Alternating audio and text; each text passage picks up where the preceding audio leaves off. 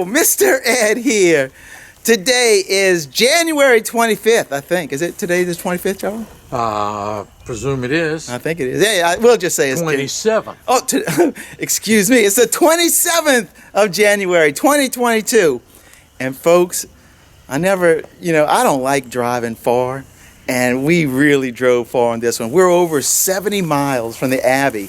But Charlie and I, over the last 2 weeks, we've removed a couple of hives, and they're all abandoned buildings.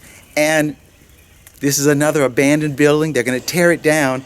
And what I've found that all of the other two buildings that were abandoned had in common, the hives were huge. And I think that's a pretty good testimony to my philosophy of beekeeping. Leave your bees alone, and they just do prosper. They prosper. And it's just what we found, in the wild. We found that. And from my experience keeping bees at the Abbey, me leaving them alone, and being that lazy nature that I've got, they just do well. They do well. And so this hive right here is probably only a year old. And we've got a story we were told by the homeowners what's going on, and when we went inside and looked, there was another hive previously on the side of this one, and I'll show you all that stuff when we get inside. But these bees, they are coming in right above that lamp shade, right up there, and that is a doorway right there. And you would think, I thought just when the guy sent me the pictures that the bees had built their comb and hive inside behind that plywood. But what they've done is they've gone inside the building and gone up in the wall right there. So by the grace of God, these bees, I think it's going to take us maybe about 2 hours, Charlie, to do this. Maybe. Maybe. I'm telling you, we're in the sticks. The bee-mobile almost got stuck coming back in here. I'm going to show you some of that video too. And we're gonna grab these bees, bring them back up to the Abbey, and turn loose. It's cool right now. Cool, I say it's cold. It's 44 when I looked at the last temperature. So it is cold. The bees, I saw 2 or 3 of them flying in there. So they are flying, but not too much. And we're gonna get inside. I'll show you what they look like on the FLIR, show you our setup, and then Charlie, come on, Charlie, come on. He's right here, folks. I'm here, guys. He's here. I'm here. So he and I are gonna get inside, show you that stuff, and get this job going. You ready to wrangle? I'm ready to Let's wrangle some bees. Let's do it. Now here's a view of what the outside of the house looks like. And again, this was damaged by Ida, the hurricane that came through back in August, and a tree knocked this thing down. And they're getting ready to tear this building down, but they want to salvage some great wood in these old buildings. So they're gonna salvage what they can and then tear the building down. Some great 1x12 pine boards in there. I'm gonna show you some of that too. Great building materials. But what I wanted to show you is how we got in here, at the back in here. Yeah, almost got stuck right there. And that's what the tire looks like. But we won't have any trouble getting out of here because I'll back up good ground here and get a good running start, and we'll get out of here. Let's get inside and show you what's going on in there. So there's a bee hive right there. Yep, there was one right here before. Well, that's what they were. See, that was a sheet of plywood was nailed up. And they were coming out from around it. Mm-hmm. And then when Daddy knocked that down, they were gone. And then you could see them coming out. I don't think they're flying today. No, there's another sheet of plywood there. So they were, now I think they're somewhere over this door. Yeah. Our bees are located in this area right above the doorway, like I showed you outside. And then right to the right of this area, in that space right there, you can see where there was another hive. Somebody came and removed that hive some time ago, and then another set of bees moved into the other area right here. I'm going to go ahead and show you what the bees look like on the FLIR, and then we're going to get busy. On these old buildings, the code, well, I don't think there was code back then, and the studs are almost 3 foot on center, or wherever the windows were. There's no studs in between it. On either side of this door, there are windows, and so the space between above the door where our hive is, that again is going to be a large space like it is above the windows. Now let's see what the bees look like. And as you can see, the glow right here, it's not a very big glow, but the residual heat goes all the way up to the ceiling. So I'm assuming there's going to be comb all the way up to that. You know, that glow seems to be getting bigger. All right, I'm going to lay out the lines and cut that wood and pull it over and expose that hive.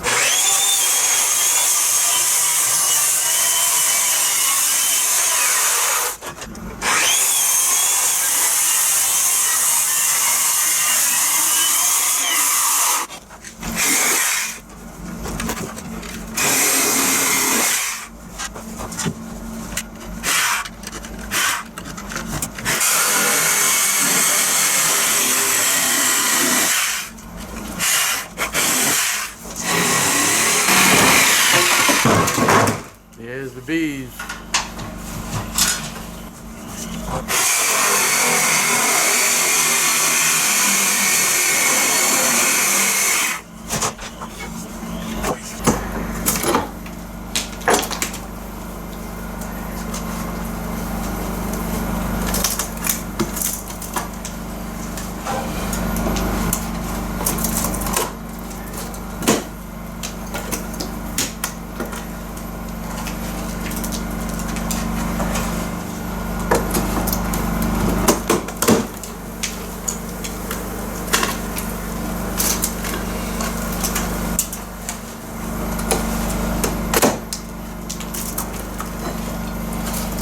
And there's your honey.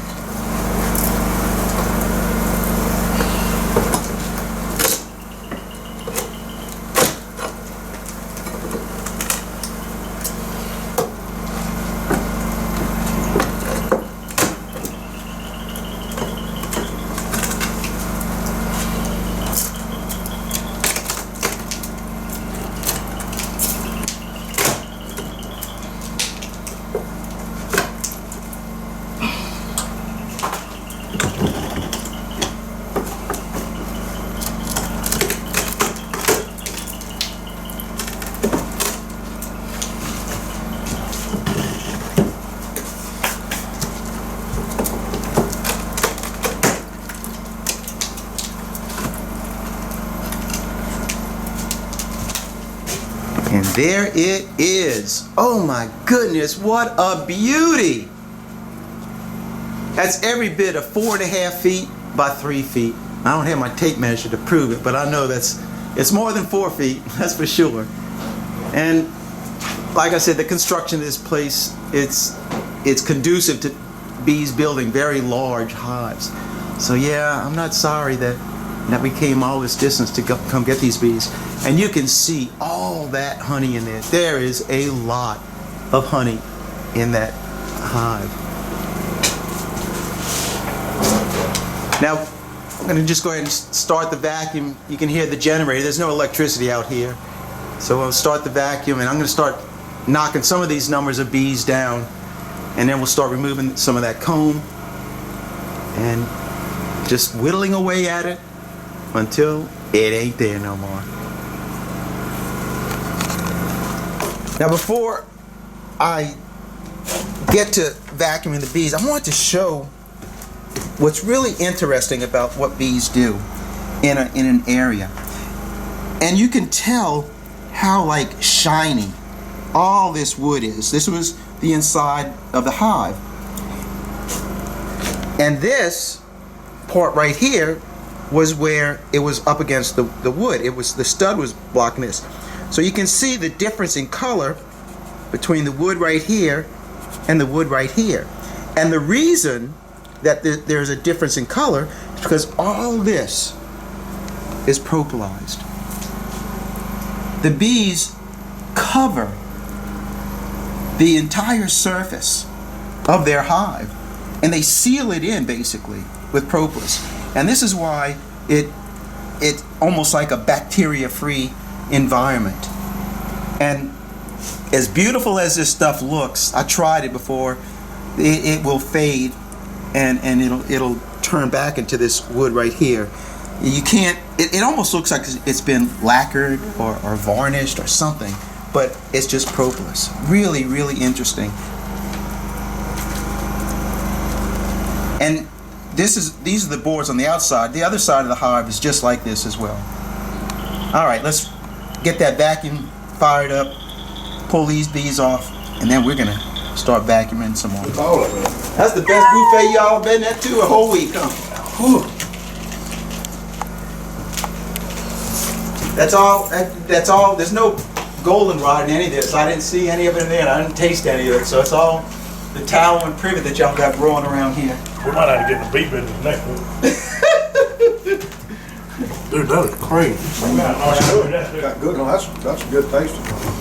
I got buddy raises beef. Now, Jeremy, I don't want you to lick the boards. Okay, we'll have you some more honey in there later on.